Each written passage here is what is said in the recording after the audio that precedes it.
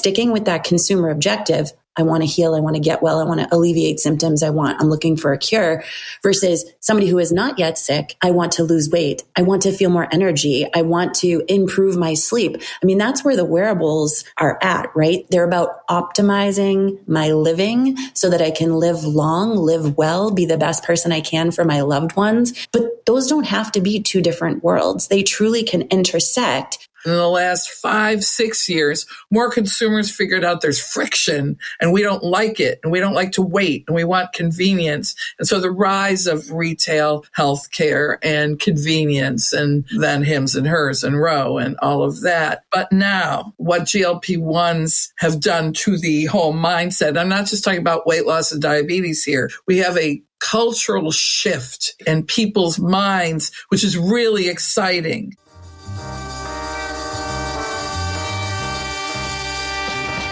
New choices, new players, new models of care. You know, consumer first healthcare is everywhere. For us to build the future, to see what's new, we gotta look at the world from a different point of view. Consumer innovation ain't going away. I say it's here to stay. Today it leads the way. We gotta drop the silos. We're all the same team. Experience, business, tech, and marketing. So join us now. Join the revolution. Consumer first health is the evolution. Status quo or like status no. Yeah, this is the healthcare rap. Yo, come on, let's go.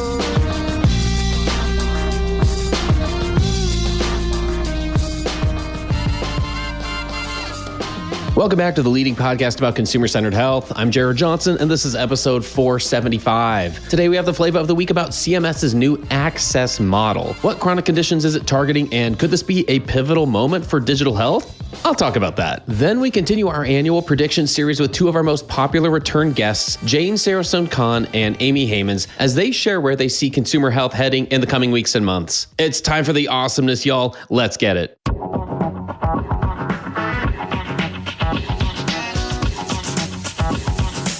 Flavor of the week. Every few years, CMS launches a model that makes digital health leaders lean forward and ask, is this the one? The newly announced CMS Access model might actually deserve that reaction. Access is short for Advancing Chronic Care Through Equity, Simplicity, and Support, and it's a meaningful expansion of outcomes-based incentives into specialty care with a structure that finally aligns reimbursement, tech adoption, and patient experience in the same direction. For consumer health companies, this could be a real inflection point. As Adam Farron from Canvas Medical pointed out on LinkedIn, value-based care has always been strongest in primary care, at least on paper. The incentives exist, but the reality's messy. Huge panels, thin margins, and limited operational capacity to experiment with new tools. Specialty care, on the other hand, has been stuck in the opposite problem. Smaller panels and more opportunity to optimize care, but very little incentive or infrastructure to take the financial risk. Access directly targets that gap by introducing outcome-aligned payments, or OAPs, for 4 common tracks of chronic conditions: cardio, kidney, metabolic conditions, including diabetes and chronic kidney disease, early cardio, kidney, metabolic conditions such as hypertension, obesity, and prediabetes, musculoskeletal pain, and behavioral health, including depression and anxiety. These are categories where consumer engagement actually changes outcomes and where downstream costs are real and measurable. Now, from what I've read, several commentators have raised an intriguing question. Does Access create the conditions for a CMS-aligned app ecosystem where digital tools are prescribed, reimbursed, and measured based on outcomes? It's early and skepticism is healthy, but the ingredients are there. Clear clinical domains, defined outcomes, financial upside for doing the right thing, and a mandate to use technology. If CMS follows through with clarity and consistency, Access could shift digital health from a bolt-on to a core operating infrastructure for specialty care. So what's the consumer lens? For patients, Access has the potential to make care feel more continuous and less episodic. When providers are rewarded for keeping people well, consumers benefit from more proactive outreach, better access between visits, tools that fit into their daily life, and fewer avoidable hospitalizations. So if you're building or investing in consumer health, now's the time to ask some hard and exciting questions. Does our product directly impact outcomes that Access cares about? Can we prove value beyond engagement metrics? Are we easy to integrate into specialty workflows? Do we reduce cost, complexity, or clinical burden, or all three? And can we help organizations get ahead of incentives? If you're saying yes, I'm saying it's probably time to do your due diligence on this model and its impact both for your solution and us as consumers. Let's recognize how the new Access model can usher in a new wave of adoption for consumer health solutions and make it a central part of our adoption strategy so we can all ride that wave to a healthier society. That's another way that we'll build the healthcare of tomorrow. And that's the Flava of the Week. Hey y'all, I'm here with Israel Krush, founder of Hyro. Israel, what's an easy to understand example of how an AI agent can help consumers in their health journeys? A simple section would be the fact that instead of enrolling into Medicaid and proving that you're eligible once a year, you need to do it once every 6 months. Patients don't know that. So we said, you know what, we're going to get ahead of that and we're going to educate patients about some of those changes and try to get them re-enrolled or redetermine their enrollment into those programs to make sure that one, they're covered, and two, that the health system gets paid or reimbursed for those patients. So I think that's like a clear win-win where you create an AI agent that is proactively helping both patients and health systems with issues that they face and make, again, the journey a little less complicated. Thanks, Israel. Visit Hyro.ai for more information. That's HYRO.ai. And tell them you heard about it on Healthcare Wrap.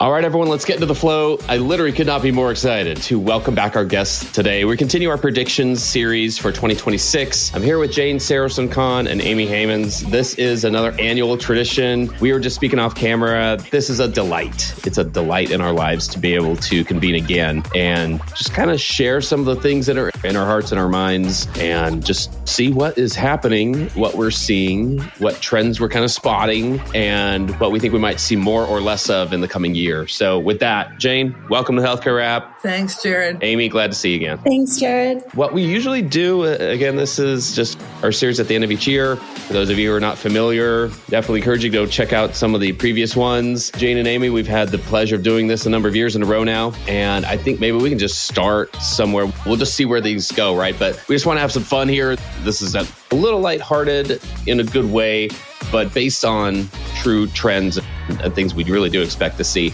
Maybe there are things that we want to see, that we hope to see more of, where we hope to see the industry go. And that definitely informs our point of view. I think we lean into that when we do these. So maybe we start with something as simple as primary care. We didn't even broaden that out just to traditional sick care in general, but I feel like there's a lot going on with primary care in terms of what trends you expect to see in 2026. And we'll just kind of go from there. Jane, let's start with you. And then Amy, whenever you want to hop in after that, and we'll just go. So primary care, what I see from sort of the health economic point of view is a shortage of traditional primary care. So we have old school primary care, GPs, pediatricians, OB-GYNs, et cetera.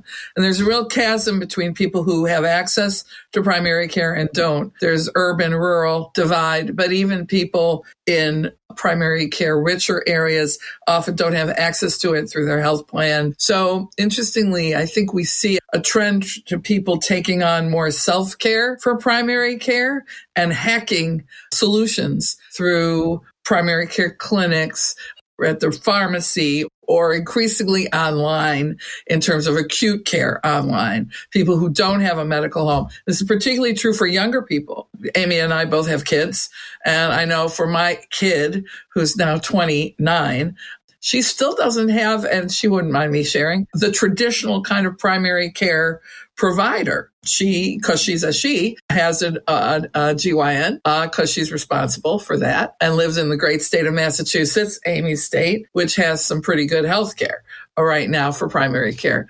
But we do see shortages.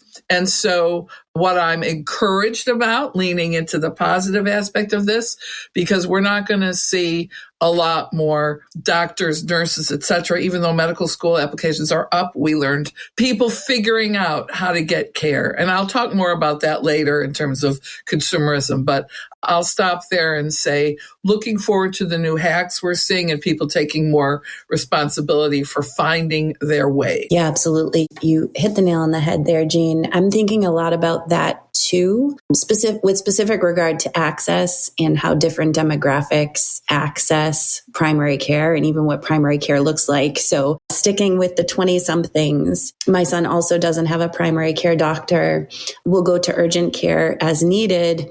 Recently needed a diagnostic test, and he literally avoids care due to cost. He's saving up for his life goals and dreams. That does not include out-of-pocket medical expenses in his mind. And of course, mom has things to say about that, but it leads to creativity and true consumer-directed healthcare with an eye on out-of-pocket cost. So he recently needed a diagnostic test. He heard that at jasonhealth.com, you can basically buy a ticket for basic diagnostic tests at 10% or 10 to 50% off of what you would pay if your doctor recommended. And the test is fulfilled at Quest Diagnostics. So he was able to get like a full panel for like $20 and went right over to Quest and was able to have that information on what was going on.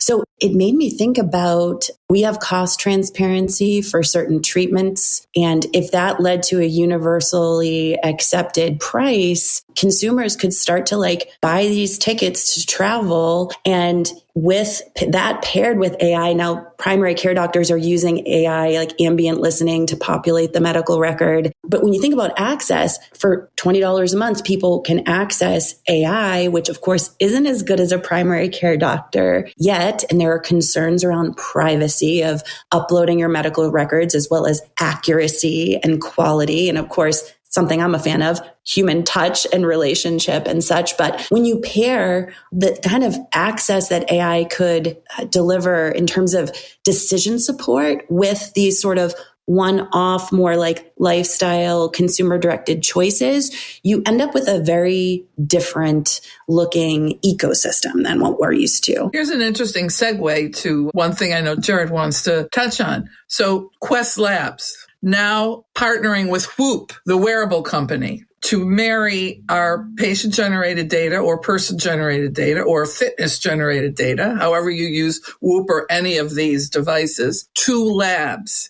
And Quest is the lab of choice for Whoop now. So you have now our ecosystem, which you and I dream and brainstorm about for years, pieces coming together of this puzzle, because data can be liquid and we have the standards to move it around and the algorithms, God willing, getting better and more inclusive and fair. So we're seeing that relationship, I think, just the beginning of these comings together between wearable and diagnostics and food and all sorts of permutations. And as your son travels, the issue of medical tourism and medical hospitality. And so we're not just going to Honduras for a lot of things. We'll say Thailand for plastic surgery, but we're traveling for other things and using travel for wellness. All that ecosystem starting to come together. And that's what you're mentioning Quest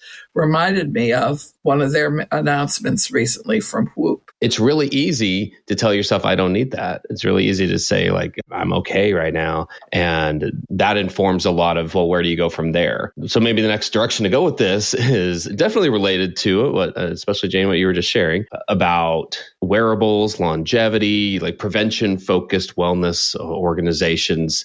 I've seen, and maybe it's just from personal interest, I admit, like I don't know how to process the context of it, but I'm seeing more of a convergence between prevention and sick care for those who care to do the homework to figure it out for themselves. To your point of like hacking primary care, of the self-care side, it takes a lot of work. I don't know of a lot of the testing, the self-testing options and these longevity companies that were around 5 years ago, I guess. Maybe I'm just learning about them, or they're getting out there a lot more. But I feel like there's going to be a big play, continue to be lots of big plays by these players in terms of any individual consumer and how they're on their health journey at all. So yeah, I'm curious what the two of you are going to you think we might see from these companies. So we can lump in a lot together: wearables, longevity, testing companies, anything prevention focused. We'd love to see what you think we might see with these players. Amy, why don't we start with you on this one? Yes, sure. So when we're thinking about all of this, it just makes me think about what matters most to the person.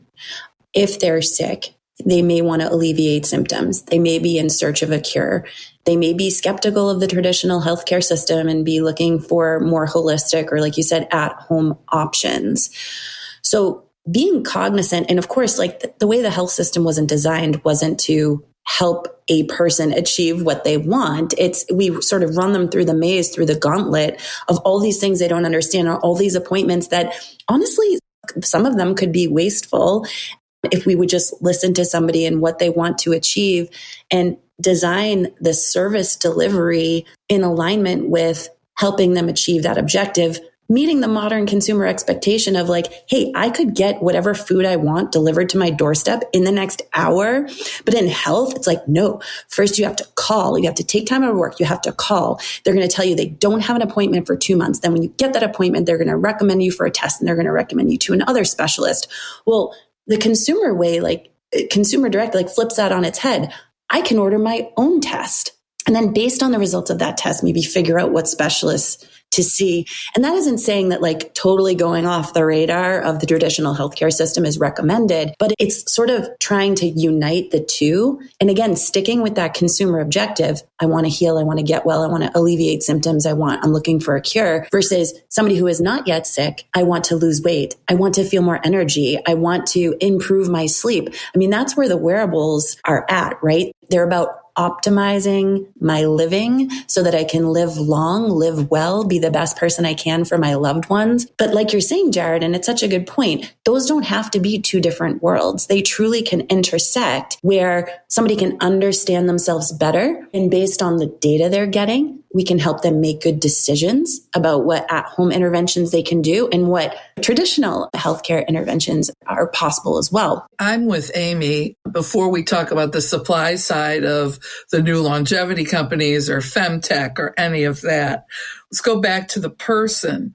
And I'm tracking this very seriously in work right now, in my work life, looking at the impact of what GLP-1s has done to the whole mindset of consumerism in healthcare. So when I've been talking about consumerism since forever, when we looked at co-pays of drugs getting tiered and wider between a generic and all the way to a specialty drug and real money at that point.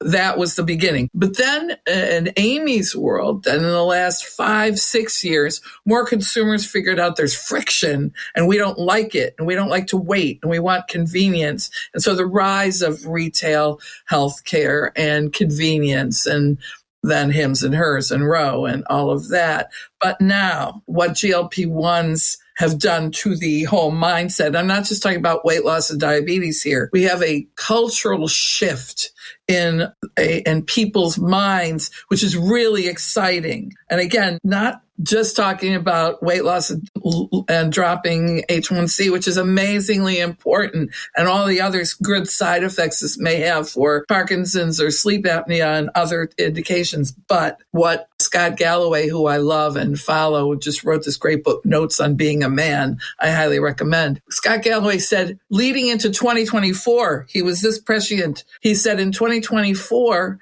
GLP-1s will be more important than ChatGPT in terms of changing society. And I've come to learn 2 years later, he was right. If in my world of health ecosystem, because people are feeling empowered and given agency to say, I can go to LillyDirect or I can go to a platform and do this for myself with a prescription, with my doctor partnering, or with another doctor who isn't my regular ongoing medical home.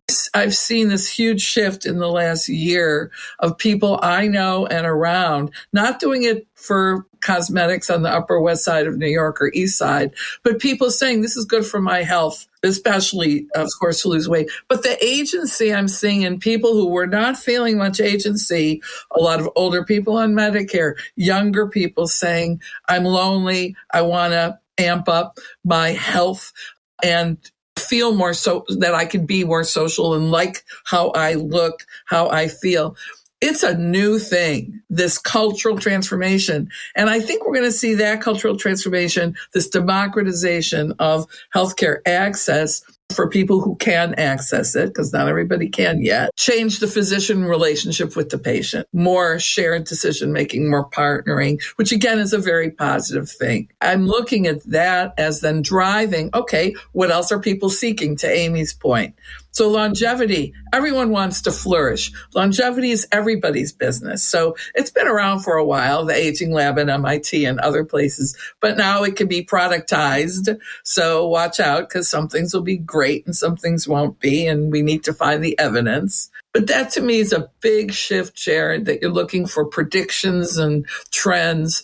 This, I think, is not going away. This is going to get people feel more and more empowered because of the platforms and the democratization, which people want, And this is why I love exploring these possibilities using futures thinking and speculative foresight, because you can take any one of the tremendous signals, trends, opportunities that Jane just mentioned and extrapolate them forward and imagine what the world would look like as these things collide, if these things were true. And it helps us paint the picture of the possible. I mean, I think now is the time, to Jane's point, let's stop polishing the turd, so to speak, and really reinvent some new paradigms. Like, this isn't about process improving like systems that were invented decades ago. This is about, how do we actually want this thing to work? How could it work? And so it's an exciting time for that reason. Yeah. What's the whole premise of like the theory of disruptive innovation of Clayton Christensen is you have to disrupt yourself. The innovation has to come. Like you can't keep going the same direction, the same business model, and try to like innovate in a different way. Like you have to disrupt the business model that isn't going to keep working. Hey y'all, I'm here with Sina Arham, founder of Friday's Health. Sina, what do you think is broken in the traditional approach to metabolic health, and what are you doing to flip the script? Let's be honest, the moment in metabolic health is being driven by the GLP-1 receptor agonist class of medications, right? We finally have something that is addressing metabolic health, obesity, and type 2 diabetes in an elegant fashion, right? It's efficacious, it's manageable for patients. And so I think we're having our moment in metabolic health in that the old guard of tackling metabolic health and obesity has a lot of stigma attached to it, a lot of shame and blame and guilt. Thanks, Sina. Visit joinfridays.com for more information and tell them you heard about it from the Healthcare Wrap. For what it's worth, that cultural shift, Jane, that is such an insight from both of you about, like, that's what's underlying, not just the fact that, hey, now GoodRx says, hey, $199 a month and prices are lowering and Costco is still pretty cheap too. But there's price wars now with some of the basic medications here. Is that a cause or effect? Like, I see that as an effect more than a cause. Like, the cultural shift is the cause. Like, that's people, like you said, we're feeling more agency overall, that some aspects of our health, like, we do have a little bit more control over it. And I don't know, one of the other forces there are shifts in employment. So those who are finding new employment now more than ever, that affects your healthcare choices. If you were married to whatever your employer plan is only, then this is kind of new. This is kind of a new direction for somebody to have to say, like, all right, I don't have any choice. I have to go on this journey now and learn a little bit about my options. And I'm not used to using my agency. And what do I do with that? How do I feel comfortable with that? That journey itself, I have definitely been on that journey at times. And maybe that's one thing that drives these conversations as well. But being mindful of that, like, those are evidences to me of the cultural shift that's happening. It is, you're right, it's way beyond just a simple piece here or there. What if we kind of group other digital health parts that we haven't talked about yet? Any of these can be any established players, any incumbents here, as well as any startups and new ones that do kind of seem to be either getting funded, which doesn't necessarily mean they'll be successful, but there's a promise with them. What other players should we be keeping our eyes on, or just you find interesting that could have an impact on things this coming year?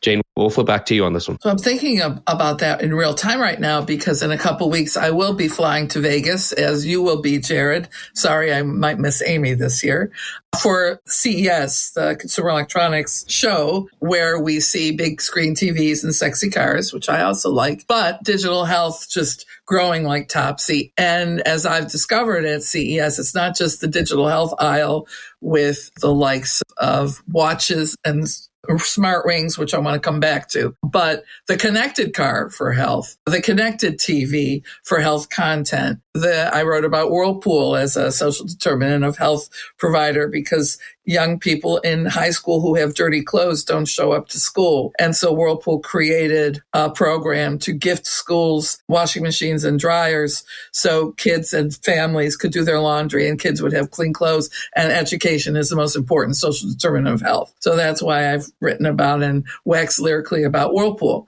as a contributor to well-being, good community stewardship. Technology-wise, let's come back to this ring. So I have an old school or a second generation. I'm looking forward to getting the fourth generation in the new year because it's going to do a whole lot more stuff than just my sleep monitoring, which is why I got this to begin with, being an older woman dealing with sleep problems, perimenopause, postmenopause, more than you want to know. But it's a real thing and it really helps. Like we have to share. So Oura, though, has taken a very interesting position, partnering, collaborating. As I talked about Whoop and Quest Labs, they're working with Medicaid programs, Medicare programs. So we're going to see across the ages, not just young people on treadmills and running, wearing and enjoying these things. And when I saw an Oura ring offered as a special value on QVC, which is targeting older women as a channel, and very successfully via TikTok, by the way, and social shopping, Oura as a special value. And one of my neighbor who's much older than me got one and she loves it. So it's like, yeah, this is again, democratizing across the ages, across the stages of life, getting to your point about longevity. So I think we're going to see more wearables targeting people across ages and stages. And it all has to do with, in Amy's world, design, messaging, and making the use of this stuff delightful, especially when the information comes out. Is it useful? Is it understandable? Is it actionable? So I think design, Amy, is coming into its due. And I hope people will continue to invest in design because if we don't get that right, all this newfangled stuff is useless. Yeah, thanks for that, Jane. And as we know, design isn't just how something looks, although that's important. It's not just brand. It's not just aesthetic, although those are very important things. Does it help people achieve what they want most in their lives? We consider ethics. We do research. We talk to people. We de-risk products and services because we increase the likelihood that the target audience is truly going to enjoy and get value from the solution, which is hugely important. And then I'll flip that on its head and say, we're talking about products, we're talking about companies, we're talking about consumer directed healthcare. Now, companies, that's what they call people. They call people consumers. But I think we've noted in this conversation, people are people, we're multifaceted, we're different. We crave different things in our lives. We're taking different journeys, different pathways. And you brought up social drivers, Jane, and you were talking about greater agency that we have now, Jared. And I think people are thinking deeply about how we live our lives for greater meaning, for greater relationship, to reduce loneliness, to reduce stress levels, to maybe start to opt out of the rat race. I mean, we all need to earn a living to put food on the table for sure. But I think people are looking at, again, this is in the prevention and wellness side, how we live affects our health. And so health really then touches everything. So designing for life, designing for health. And I think that, we're putting great faith in companies and in technologies to solve our problems. And a lot of companies do have great power and influence, and a lot of technologies have great opportunity and potential, and hopefully and drugs and medicines as well. And that can be transformative, but also, again, how we live, how we relate to one another, and the analog things that we do. And again, we learn about those analog things in relationship to one another. So one of you mentioned social media and how folks are getting information that way. So yeah, social media can lead to isolation, but it also can help us learn things about one another. So one of the parts of futures thinking I like to think about is the theories of change. And one of the theories of change is pendular swing, right? So we may swing too far in the direction of corporations and products and tech, and it may start to swing back in the other way where these homegrown relational, kind of off the grid things really start to take hold. I'm not an advocate of one or the other, but I think sort of weaving both together in a way that is meaningful for folks is going to be pretty exciting. These are factors that we hope continue to be part of the conversation about the next iteration of some of these products, even how they get marketed, even how they get shown to people and demonstrated, and help people understand what they actually can do for people. Like social media, for instance, there's still the layer of trusted information versus misinformation that it's just getting worse. It comes into play in terms of the adoption of some of these new things that really are actually have potential for us to improve and reach goals that we have in our health and wellness. And some people aren't going to trust it just because of information and previous experiences. So those are parts of the formula for growing adoption of the pieces here that are useful and helpful. What might be the most unexpected healthcare headline of 2026? That's a tough one. I say this like Amy. I'm a futures person. I do scenario planning. So I hedge a lot of the bets right now because of all the uncertainties and the pronouncements coming out of CMS and HHS and other federal policy makers, where we have to plan based on what we know and then a little bit of uncertainty. I guess what I would hope for next year is people turn around the era of grievance that we're in, the age of grievance, which is what Edelman's Trust Barometer called this year back in January. And we've had a lot of grievances. This is what motivates people to find their way, because they're aggrieved with traditional healthcare, whether it's surprise bills or prior authorizations, et cetera. And maybe next year, maybe 2026 will be the kumbaya of people coming together, because what Edelman says is now the most trusted institution, not government, not media, it's your employer. Well, a lot of people are gig workers, so your employer is yourself. So your default is the trusted physician. And if we add nurses and pharmacists to that who are honest and ethical in Americans' minds in the Gallup survey. But also, Edelman points to local sources of trust. So your local public health department, your local community college, your local grocer or pharmacist in the grocery store.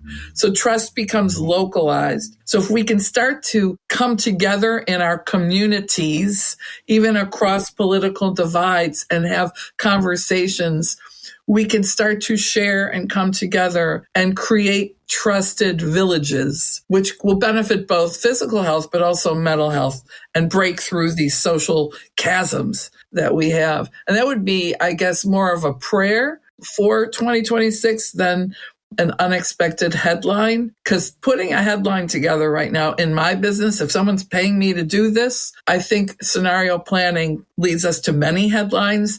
But my prayer, I think, I will leave us in this holy season of faith season with that we come together locally to bolster trust and community. I love that, Jane. That's so beautiful. I'm going to flip to financials, which is funny considering that you're an economist, but we know that goodwill and good economics go hand in hand, right? So I'm thinking about large health networks being disintermediated based on the possibilities in AI. Again, if we go from cost transparency to a universally accepted price where a consumer could buy a ticket to travel, so to speak, buy a ticket for something, that means they could prepay, they could finance care. Care avoidance due to cost scares me. The fact that people avoid care because they can't afford it and then die, I think is terrifying. So I'm interested in seeing financial products that enable people to truly shop for care and to prepay eyes wide open as to what it's going to cost, and then getting creative around financing options like HSA going the other way, so to speak, like where you can kind of borrow from your HSA account and pay it back over time. So I think financial models and network models could be disintermediated, and that could be a healthy thing for the system, but there's also, of course, risks involved. I'm thinking this is the perfect place for us to tie all this together and kind of leave our listeners with a little bit of hope, because I do see signals that these things that you both just mentioned, especially there's an opportunity for trust to become localized. If we can latch on to that, Any steps that we take towards building trust in valid sources in this area are tremendously important. And any steps to inform people about their agency, about valid choices for them, and realizing what that can lead them to actually engage in their care versus avoiding it, whether it's out of cost or inconvenience or whatnot. Feels like any steps that we take in these directions are helpful and things that the three of us will be cheering on and cheering for and supporting and looking to see more of. So that's a pretty good picture that we're painting. Again, I think it's the fact that we're leaning into that. These are things that we hope to see more of that we'll be looking for in particular. So great, as always, every year to just be able to go here with the two of you. And I appreciate the thought that goes into this. Let's keep this going. Let's keep these conversations going.